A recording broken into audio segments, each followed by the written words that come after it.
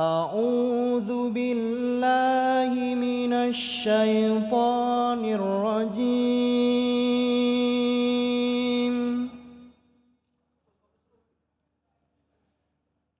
بسم الله الرحمن الرحيم.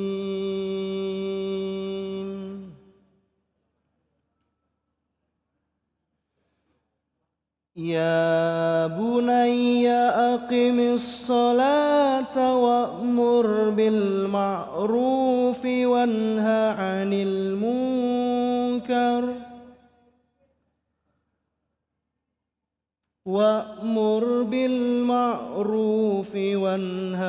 المنكر واصبر على ما أصابك إن ذلك من عزم الأمور.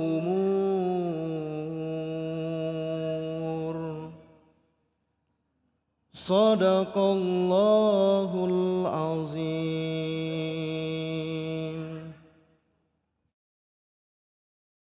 Maha benar Allah dengan segala firman-Nya, Iqra'ul Qur'an fa innahu ya'ti yaumal qiyamah syafi'an li ashabi. Bacalah Al-Qur'an, maka insyaallah Al-Qur'an yang kita baca akan menjadi syafaat bagi kita semua di yaumil qiyamah. Amin ya rabbal.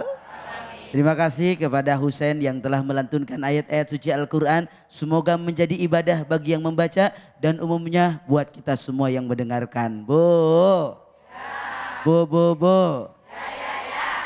Bu. Pak, Papa, Papa, 3 doang. Alhamdulillah. Di segmen ini kita sudah bersama guru kita Kiai Taufikur Rahman atau Ustadz Pantun. Insya Allah beliau akan membahas surah Al-Quran, surah Al-Luqman ayat 17. Silahkan guru. Assalamualaikum warahmatullahi wabarakatuh. Waalaikumsalam warahmatullahi wabarakatuh. Hamdan wa syukran lillah. Salatan wa salaman daimaini ala rasulillah. Sayyidina wa maulana Muhammad ibn Abdillah.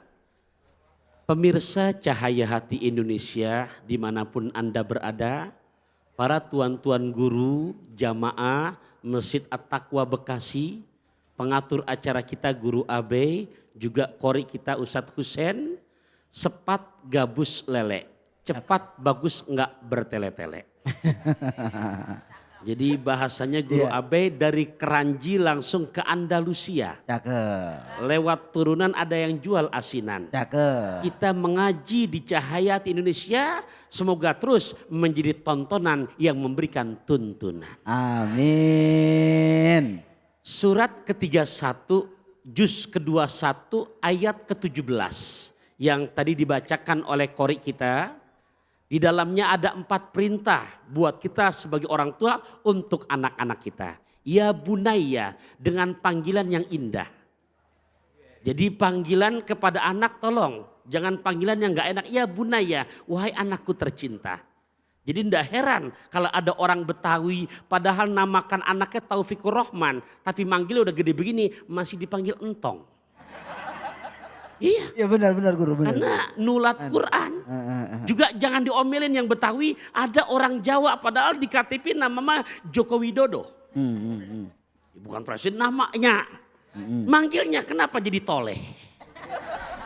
Betul kan? Iya. Panggilan kesayangan. Ini orang tua tolong manggil anak jangan sembarangan. Juga nggak salah sama orang Jawa Barat. Ya gimana? Namanya mah ya Dedi. Gitu kan, Wahyudi. Tapi kenapa manggilnya Kasep? Iya. Kasep kah dia kasepan gitu. Benar guru. Juga jangan salahkan orang Batak kenapa bisa manggil jadi Ucok. Yang perempuan manggil Butet. Iya. Yang perempuan Betawi manggil jadi Neng. Lebih dalam lagi Nok. Benar apa enggak tuh? Benar itu guru. Karena nulat Quran. Allah menyuruh hai orang tua panggil anak kamu dengan panggilan yang indah. Ya bunaya. Wahai adindaku tersayang, wahai anakku sayang. 4 pesan di surat Luqman ayat ke-17. 1, akimis sholata, ajarkan anak kamu untuk mendirikan sholat. 2, wa'mur bil ma'ruf, perintahkan buat berbuat kebaikan. Ketiga, cegah untuk mengerjakan kemungkaran. Dan keempat, biar sabar kalau lagi ada musibah dalam hidup ini. Kenapa pertama di sini sholat? Sekarang kita korelasikan. Hadis sahih, Nabi mengajarkan, muruhu auladakum bis sholati wahum sab'a sinin. Hai Taufikur Rahman, wahai para ayahanda, wahai para bunda, perintahkan anak-anak kamu sholat di usia 7 tahun. Dengarkan hadis itu tuh, 7 tahun. Mohon maaf, pernah gak kita kepikiran gimana? Nabi nyuruh lagi, kok kayaknya sadis ya. Apa kata Nabi? Pukullah anak kamu di usia 10 tahun. Sekilas kayaknya serem banget. 10 tahun disuruh pukul. Tapi lihat, jangan konsep pukulnya dulu. Di usia 7 tahun. Pak, Bu, ini tolong nih. Biar pulang nyampe rumah nempel ke hati. Waktu saya nggak banyak. Tapi walaupun singkat, saya berharap ke Cilendek makan bakso rusuk. Biar pendek tapi masuk. Nah, cakep. Ilmunya. Ya kan nggak lama Ya, Guru Abe. bener, Lagi dikit juga ada kode lagi. Iya, terusin. Terusin. Mana? Yuk kita lihat. 7 tahun anak disuruh sholat, Pak. Sekarang berpikir bagaimana ya teori pendidikan dari Nabi. Pak, Bu, sehari semalam berapa waktu sholat? Berapa waktu? 5. Tolong nih, pernah gak berpikir begini? Berarti kalau sehari semalam 5 waktu, hari dalam setahun berapa hari? 365 hari. Punten, yuk kita hitung. 5 waktu sholat kali 365 hari. Berarti dalam jangka setahun maka akan menghasilkan angka 1825 kali. 1825 kali. Berarti kita punya orang tua nih, kita sebagai orang tua punya kewajiban dari anak kita umur 7 tahun selama setahun nyampe usia 8 tahun harus kita ngajak mereka sholat sebanyak 1825 kali. Itu baru 8 tahun. Nabi nyuruh sampai 10 tahun. Berarti butuh waktu 3 tahun. Betul Bang enggak? Gampang. 1825 kali 3 tahun. Berapa jumlahnya? Jangan bilang banyak. Berapa? Banyak. Kita lengkapi dulu. Berjumlah 5.475 kali. Pak, Bu, berarti kita sebagai orang tua mempunyai kewajiban ngajak anak kita sholat dari umur 7 tahun sampai 10 tahun sebanyak 5.475 kali. Pertanyaan saya, jujur nih kita sebagai orang tua buka-bukaan. Udah belum kita ngamalin begini cara Nabi? Boro-boro. Iya, paling kan ngajak anak sholat sesekali doang. Makanya saya nggak nerima di saat ada orang tua anaknya udah akil balik curhat. Ustadz, anak saya males banget sholat, Ustadz. Ustadz, anak saya nakal, Ustadz. Saya sering balikin dalam hati, hei sampean, yang nakal bukan anak kamu. Kamunya sebagai orang tua belum bisa melaksanakan teori pendidikan terutama sholat kepada anak yang perintah Nabi berarti 5.475 kali. Logikanya Pak, logikanya Ibu, anak sekarang cerdas-cerdas, anak sekarang kritis-kritis. Di saat dari umur 7 tahun berarti hampir umur 10 tahun diajak sholat nyampe taruhnya lah kalau 5.475 kali kebanyakan buntutnya kita potong deh. Ambil 5.000 aja 5.000. 5.000 aja. Kira-kira umur 10 tahun itu anak perlu kena pukul apa enggak? Enggak perlu. Belajar duduk tawarruk udah umur 15 tahun. Dia sakit. Ya iya. Kan ada duduk iftiros tahiyat kedua, mohon maaf tahiyat pertama, ada duduk tawarruk. Itu nggak pernah sholat dari umur 7 tahun, begitu belajar pas selesai nikah umur 25 tahun, lah sakit. Nggak biasa. Allahu Akbar. Di saat kita terapkan teori pendidikan Nabi sebanyak 5.000 kali, itu anak udah lihai udah. Nggak perlu kena gebuk dari orang tuanya. Nggak perlu kena pukul. Kenapa? Jangankan manusia Bapak Ibu. Yang Bapak Ibunya udah soleh, cerdas. Insya Allah anaknya juga cerdas. Mohon maaf, batu keras. Jangan pakai air banyak-banyak dah. Setiap detik ada setetes. Bisa celong itu batu. Apalagi otak manusia. Paham Bapak Ibu nih? Ya Allah. Mohon maaf, udah belum berarti itu kita ngamalin perintah Nabi begitu tuh? Belum. 5.475 kali. Tolong tanamkan di hati biar jadi PR tuh. Ya, itu jadi teori pendidikan Nabi pengen mengajarkan begitu. Pengen ngomong ngajar kepada kita, ajak anak kamu sholat sebanyak 5.000 lebih. Ntar di 10 tahun, insya Allah dimanapun mereka berada, dimanapun mereka tinggal, walaupun gak ada baba ibunya, walaupun gak ada gurunya, insya Allah sholat selalu tertempel di hati dimanapun dia akan melaksanakan sholatnya. Bukan karena orang tua, bukan karena gak enak sama guru, bukan karena pansos, bukan karena pencitraan. Kenapa? Tertanam di hati, lillahi ta'ala. Es batu di dalam gelas. Terasa nikmat jika dicampur dengan gula. Cakep. Segala sesuatu yang diawali hati ikhlas pasti akan berbuah dengan nilai pahala. Amin. Lihat konsep Quran di ayat 17 tadi, surat Luqman masih. Setelah sholat, wa'mur bil ma'ruf. Perintahkan anak-anak kamu untuk mengerjakan kebajikan. Karena di Quran, surat yang lain, Al-Ankabut ayat 45, konsep Quran, sholat yang benar. Inna sholata tanha anil fahsyai wal munkar. Salat yang benar pasti dampaknya, efeknya bisa mencegah perbuatan keji dan munkar.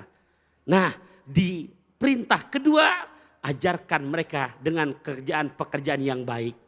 Bu, Pak, orang tua jangan cuma bisa nyuruh. Tapi orang tua juga harus bisa pandai buat ditiru. Ini kan kadang-kadang gimana anaknya akan berkata sopan. Emang orang tua kadang-kadang ngomong kepada anak sejadi-jadinya. Ya anak mecahin piring satu Pak. Kebun binatang keluar semua. Anak dibilang monyet. Mikir kalau anaknya monyet bapak ibunya siapa? Ya Rob. Ya. Contoh ucapan yang baik. Pekerjaan yang baik. Di Mekah Bapak Ibu ada Syekh Abdurrahman As-Sudes. Ya Rob, kalau udah makmum kita dengan beliau. Alhamdulillahi Rabbil Alamin. Ar-Rahmanir Rahim.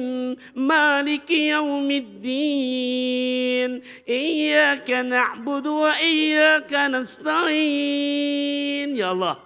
Pemirsa Cahaya Indonesia, mudah-mudahan mobil khusus yang belum maupun yang udah biar bisa segera sampai ke Mekah Al-Mukarramah. Biar bisa langsung berjarak ke makam Kanjeng Rasulullah. Ya Allah yang aminnya kencengan kasih duluan ya Allah. Ya, yang malas-malasan nyampe bandara aja deh udah. Didoain yang baik Bapak Ibu. Lihat dong perjalanan hidupnya.